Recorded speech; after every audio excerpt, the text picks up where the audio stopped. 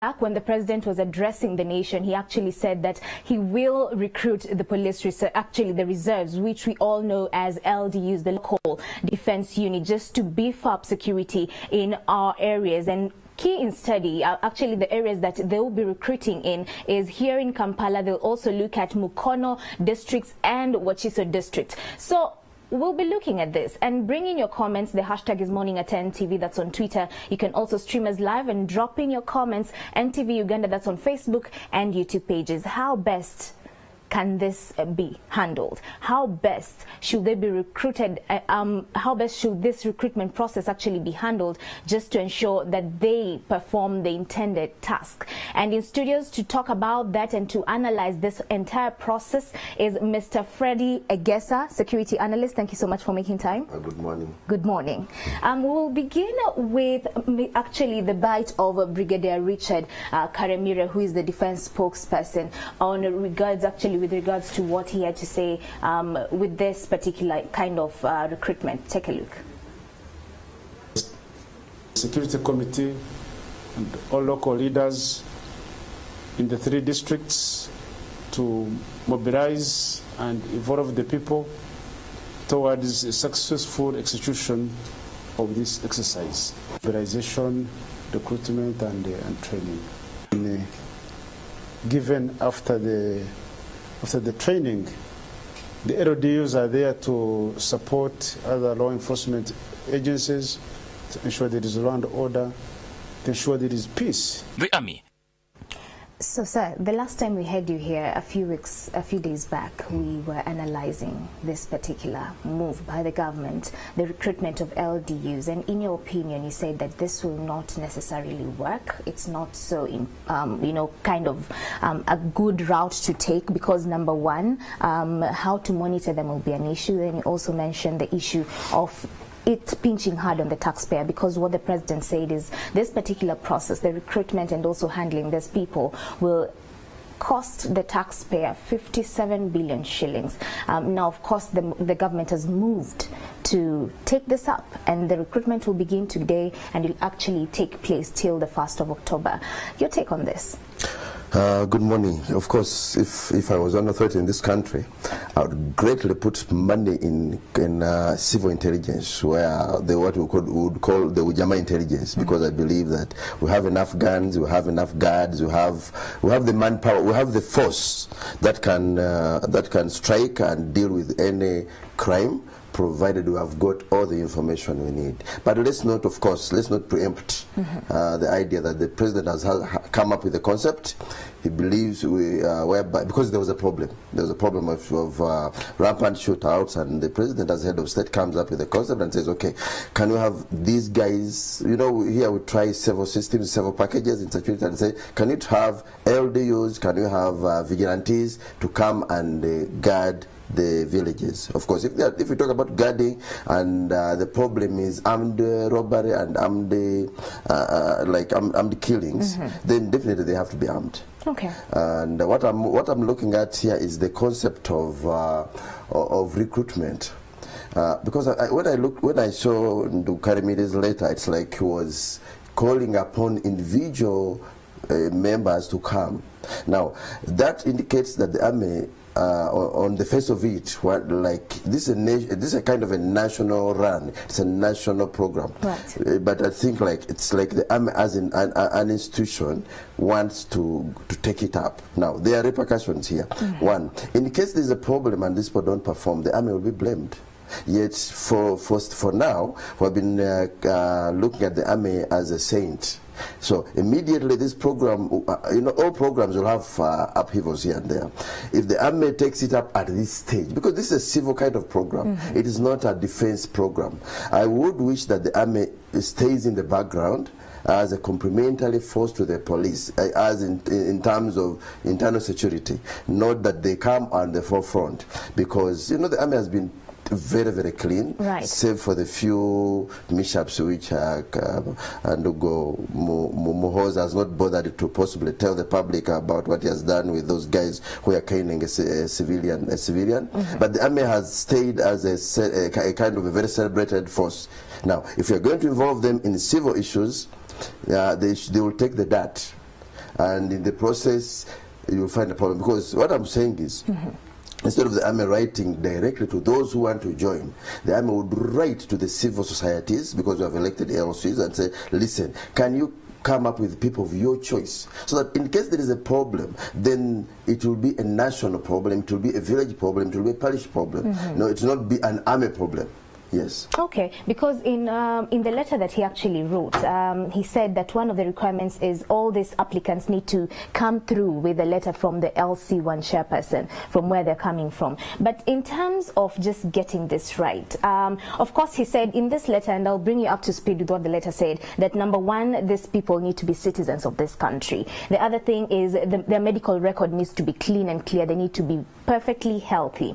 The other thing is the age that they were looking at. They need to be adults from the age of 18 to 35 years. The other thing is education standards, which I think was a good pointer, because what they said is they need people who have at least gone through the primary level and secondary level kind of education. The other thing that they are requiring is what I said is they need a recommendation letter that has been signed by the LC1 chairperson. The other requirement is they need to be residents of that area. And now that we know that the recruitment will actually take place in 3 districts, Kampala, Mukono, and Wachiso district. Then the other thing is they say that someone needs to be disciplined with no criminal record. That's where the caveat comes through. How do they prove this? Yeah, to me, I would look, because it's okay, as much as he has involved the civil society or the civil leadership into recommending and whatever, he has not given them a duty. He has kind of is challenging the person he's calling to get all this by himself, so that he comes out clean. So like someone applying for a job. I would want it the other way, that he would have written to the civil leaders, maybe LC5s, and said, please, can you pick people of your choice? Correct. And give them to me for training. Then I'll bring them back to you, and then we shall manage them together. That's how I would look at it. But if you say, please go through, it's like a normal job application. I want to join NTV and I'm applying for a job and I have to get this and this and the other. But I come here as an individual. My LC, my other civil leaders may never even bother. I will not be their issue anymore. Right. But if they are the ones seconding me, they are the ones who have been tasked to look for me and forward me, I'll still have allegiance to them. I'll still have a respect for them. I'll still be reporting to them. Yes. Okay, let's look at training, what you alluded to. In terms of training, what should they do to ensure that they avoid the crime preventer syndrome? Because you know training is key. Already we've been hassling with the police because, number one, even as we were having these discussions earlier on with regards with why the police is not performing at 100%, we saw that training was a great gap. And so in terms of training these LDUs, just to prevent the crime preventer syndrome, what essentially should happen? Of course, we should look at the syllabus. What are they going to teach these people? These are people going to deal with the normal person day to day. When the police messed up, there was a kind of backlash on state, because the police is the hand that touches, the hand of the government that touches individuals every day. People understand the government through the policing. Now, this is an additional force of the police, not an additional force of the army. If if they are to perform, we should come up with a good syllabus, which is so civil. As much as they should also be, of course, the army should come in on drills. The army should come in on several things. But human rights, penal code, arrest. I mean, even a few things about the arrests and things like this. This should be the duty of the police. So, I've not looked at the syllabus they are suggesting, but it should comprehensively bear the situations of a civil society, not a militaristic society, because as much as they're going to deal with armed robbers as a key, we still have a problem. They will also get involved in several other support duties to the police. Now, if they're going to be, so that's why I said they should have a balanced kind of syllabus, so that they are well trained to understand the normal person, to deal with reaction. Here they are not fighting, they are not engaged in war. They are engaging people they are not going to destroy. No, in military terms, you are trained at times to deal with real assault. But with policing, now there's what you call reasonable, fair force.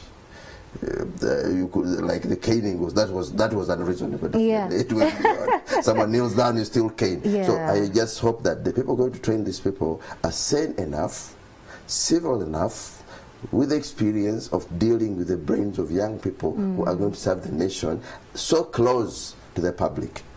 Okay. Yeah. All right. Let's get back to the issue of them being armed with weapons. Of course, you alluded to this, but there's been a great conversation to even disarm normal police officers who even guard our homes on a day-to-day basis. That has been the conversation, because most of the times these police security personnel actually take advantage of the weapons they have and they use them, carelessly. So in terms of arming the LDUs, should they have guns or not? When you look at the police, where the police went wrong is the police became a dumping ground. If like I had my cousin's sons and they are not employed, I would call someone and say, please, I hear you are recruiting, I have some boys disturbing, why don't I push them to the police? So when the police became a dumping ground, which we don't want this force to be, because we cannot stop it at this stage, but we are saying let it not become a dumping ground. Let there be serious scrutiny. Holding a gun is not a problem, provided you have you are being counted, provided you have the discipline, provided you are well paid, and provided you are well trained. You may have so many guns. Of course, there are repercussions with guns here and there. Every gun held, that's what we say in domestic security. Every gun held has a percentage of danger, even to the one holding it. Correct. Yes. So of course, I would, if I had a choice, I would say no. We should only reduce guns, not add more guns. But since it is now the program, what are we saying? Let these people be well censored. Let them be well trained. Let them be well monitored. Let them be well paid. And let it be the duty of both the village and the authorities to manage them. Let's look at the monitoring structure that needs to be put in place, because even the police is struggling because the monitoring structures are failing. And it's not just the police. Every single arm of the government, even when it comes to healthcare, monitoring has always been an issue. So in terms of putting these structures in place, just to ensure that they monitor these LDUs and keep them sane for a very long time, what essentially should happen? Yeah, I'm happy that I had the president talk about civil intelligence, what they call the Ujamaa intelligence, but only that I've not had the budget about it, because I know that if we train our people to monitor their own intelligence and to disseminate it, and the government receives it with good hands, whatever the LDUs will be doing, whatever they would have done, whatever is in their history will surface, and then whoever has authority to act will be able to know what to do.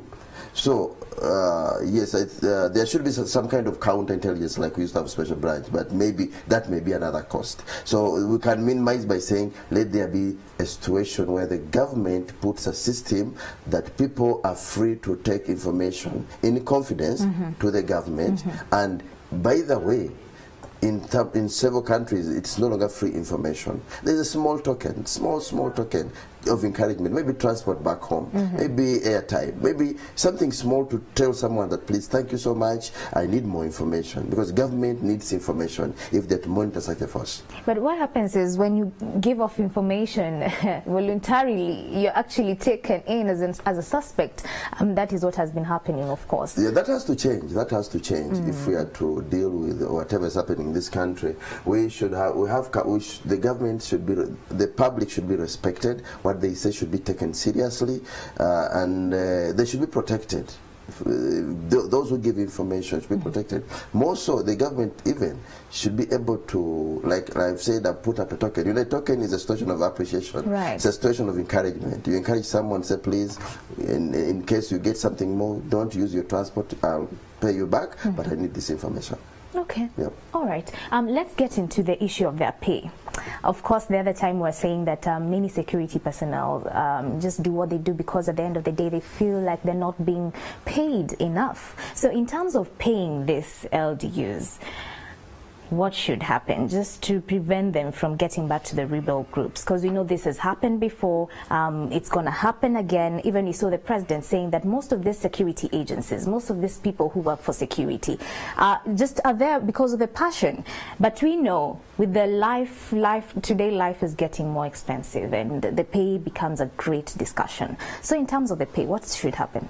Of course, with respect to His Excellency, I know passion does not pay school fees. Passion does not bring food on the table. Passion will not take your child to hospital. Passion will not give you the basics you need in life. This one should be paid.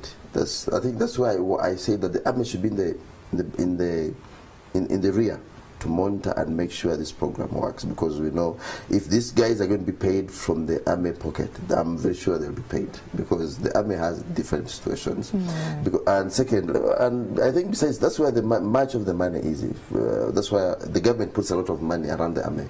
With the police, they still have a struggling kind of budget. If you're going to put this on the police budget, with the situations, the way maybe the Ocholas are trying to streamline, then we may have a kind of a backlash of people not being paid in time, and then situations of robbery, situations of indiscipline, situations of misuse of guns. This one should be paid. To me, I believe that they should be paying at least a minimum of 1 million shillings. That's why it is very important that the villages own them. The villagers can possibly subsidize, kind of add to whatever the government can give, because these are their own children. That's why I want the program to be owned by the village, or the program to be owned by the parishes, the program to be owned by even whoever is on the ground, so that they look at these people, they know what they need, and they are ever in their lives, so that they can be of use. They'll be recruiting around 24,000 LDUs based on what the president said. So if each is to be paid 1 million shillings every month, can the country afford it? Uganda is not poor. If money is put to good use, if we can deal with the situations of corruption, if we can deal with the situations of manipulations and misuse of funds, I think security is paramount. Of course, I look at these big numbers being very big, because we're talking about only about three districts, and it's like maybe 24,000. These are forced. There are very many people. Maybe the government should consider reducing them and give them a good pay. They can take quality and then give them a nice pay with other incentives, so that we can have them, let them take it as their full-time job, and let them serve diligently. Let me ask you, how much does a common police person earn on a monthly basis? I think a constable earns around 400, 500,000. Wouldn't it create friction? Because these LDUs are coming to just reinforce the police unit. So with regards to them being paid more than the police that have been there, don't you think that that will create some friction? I'll say this, of course, we are saying that they are coming in because we have enough policemen. It's not that there's a deficit, there's a problem with the numbers, but maybe it has been a situation of performance. And if the government sees it fit, and maybe the security committee looks at this and says, okay, let's do it this way, they'll have to bear for the time being. Let's solve the problem. Let the government solve the problem that's at hand. Okay. Yeah. All right. We'll be monitoring that particular recruitment. Of course, it's taking place from the 25th all the way to the 1st of October. So I'm sure these people will be recruited, brought, of course, on board. But before we see them being rolled out and being deployed in the different districts, in terms of just looking at what fits where, what should be done, what should not be done, in terms of them gelling in with the villages as well, because we know even in the village, when you see a policeman walking by your village, there's some tension. So in terms of just the police and this LDUs being welcomed in the villages after they're recruited, trained, and now deployed in the different, kind of districts, what should happen? Should there be a baraza where the village people are called in to be told this will be your LDU, this will be your LDU? What should happen just to foster that great relationship? Of course, they'll be receiving their own. That's why I'm saying that the involvement from the grassroots is very important, because they'll be receiving their own. By the time maybe they second them or have kind of selected whoever they are sending in, they know who they are sending, they know the reason why they are sending them, and they know what they're coming back to do. Okay. So I wouldn't see any situation of a ceremony or kind of a situation there, because they are taking a package back as they were promised, that we are training your own and sending them back to reinforce security, to be there for you in case of a very, very immediate need. Okay. Yeah. And in terms of, because we know we have police stations in the different, areas, even here in the city. So in terms of them having a place, a local focal point where people can access them from, what should happen? Do we have more stations as well being put up? I think they don't need a kind of allocation. They will be moving in villages. Okay. They could possibly be in their homes. They could possibly be around their businesses. They could possibly be, depending on the situation, really. I wouldn't see two men in a village having a post.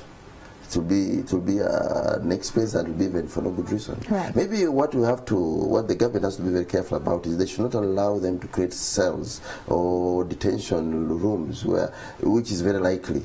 If they are to get anybody, let the police come in and pick whoever has been arrested. They should not overstay with people. We used to have that problem where tortures and deaths at the hands of LDUs happened because the LDUs became policemen. They even started writing statements. They even started attending to cases. So they are a force that's going to do basic intelligence in the village and deal with action in case the village has been attacked. So they should properly be taught about their mandates and their parameters. Okay. Yes. Because that didn't happen before. No. Okay. Because I think, like we were having this discussion, you're saying the government needs to learn from what happened to the LDUs before they were disbanded, just to ensure that we don't repeat the same mistakes moving forward.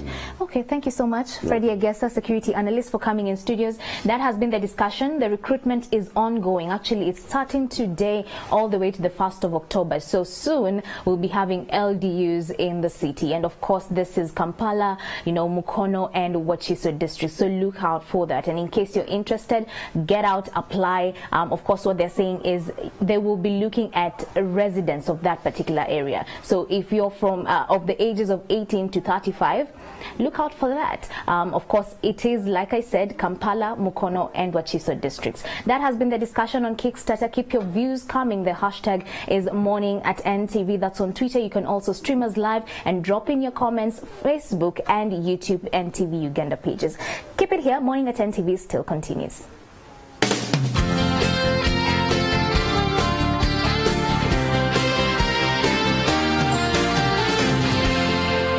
You're watching Morning at NTV.